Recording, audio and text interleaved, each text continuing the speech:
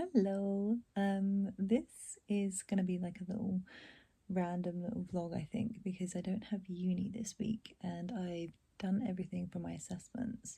And I don't have uni until the end of May, and it's the first week of May. You'll just be coming along with me and living my best life, really. I've just downloaded Canva, which I use for work, and I never really thought, oh, I should use it for my YouTube thumbnails, because all mine are like kind of like screen grabs and they look a bit, they're just not what I'm trying to look for. So I'm just editing that now. So it's quite a chill little Tuesday. I've got lessons in about an hour and a half.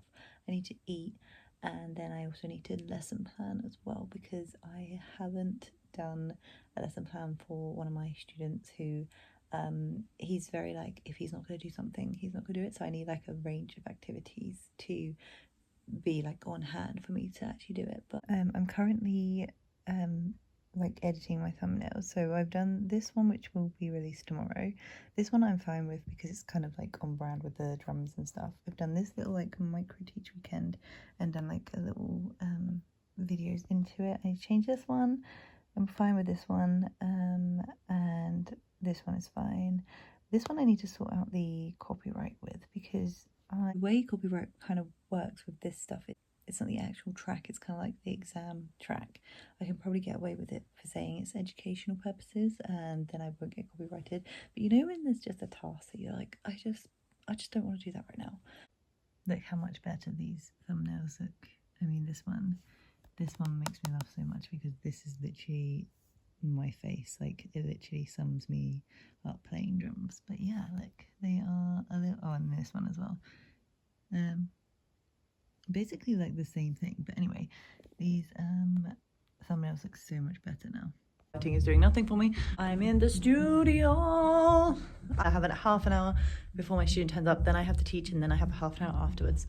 So I thought I would kind of do like a like what's in my bag for teaching. I did this like maybe 2 years ago, and it was literally like the most, you'll go back on my channel and you'll see that it's literally just like a white background, and I look like I'm in like The Good Place, if you've ever seen it, where she's like, hi, welcome, there, you have made it, you're in The Good Place. So when I teach, I obviously come to the studio and I need to bring cymbals. As you can see, this is what I walk into. There's no cymbals on it.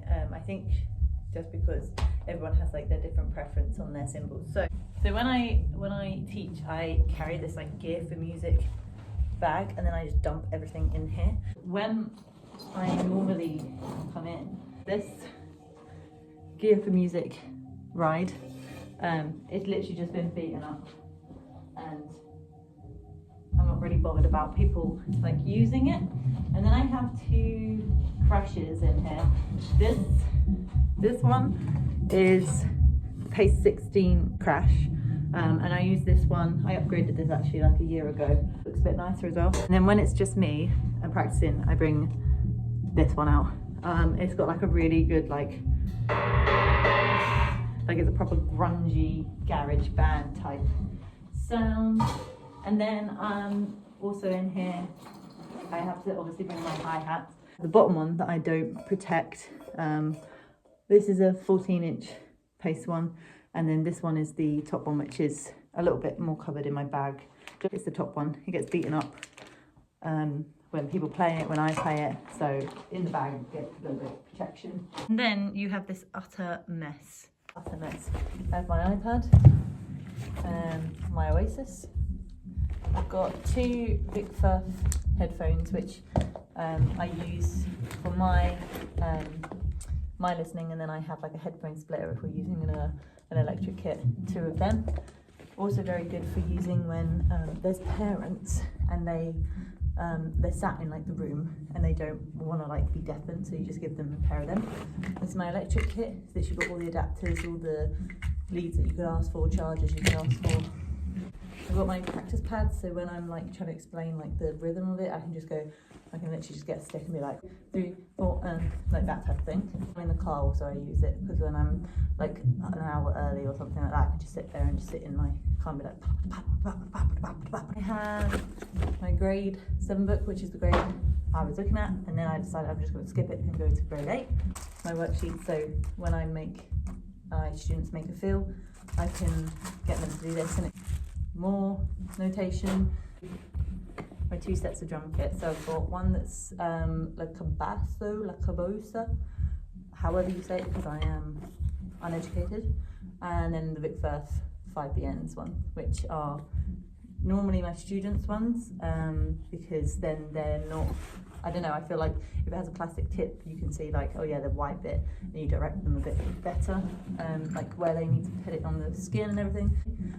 A spare hi-hat clamp, just because sometimes you come into the studio and there's literally none there, and then a drum key as well. Yeah, I just had the first lesson, and he was really like prepared, and I think he's ready to do like the running order of his exam, and then we just need to practice it with the tracks that have no drumming on it.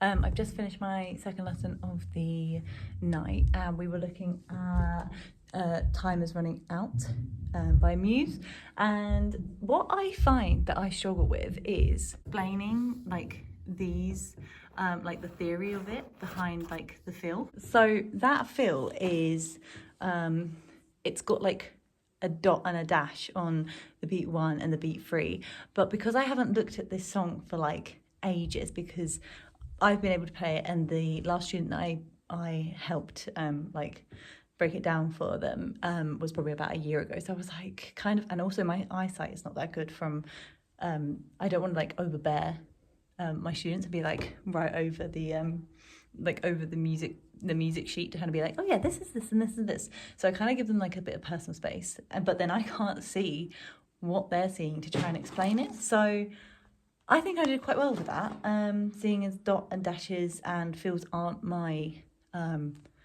my forte. They're not my like biggest strength really, but now I've got like 15 minutes before I need to leave, so I'm just going to jam.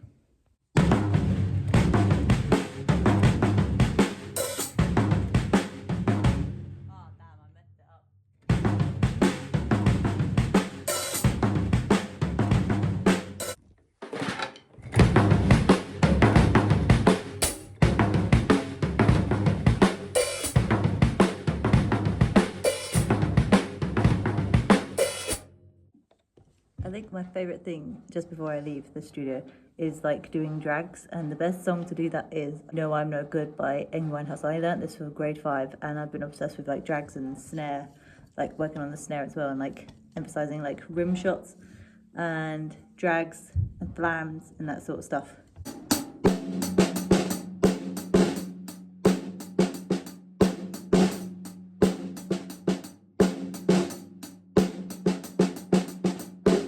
Dragging the sticks.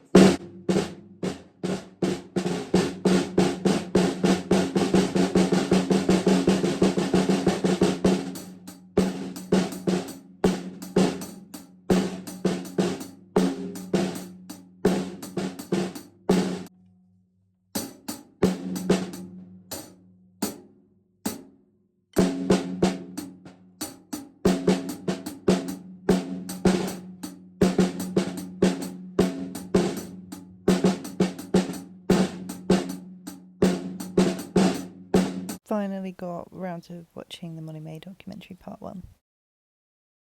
Guys, why is it when you literally look so bad and you've got your greasy hair, you literally have like the best time? So I actually think I'm going to do a series of this 30 before 30 list. As you can see, some of them are like go places and learn stuff and just like do activities, so that every weekend isn't just like sat in the house type thing. I've given myself like time limits of when I need to do them, and then like how much they're going to cost, what is needed beforehand, and then like what I will actually get out of it as well.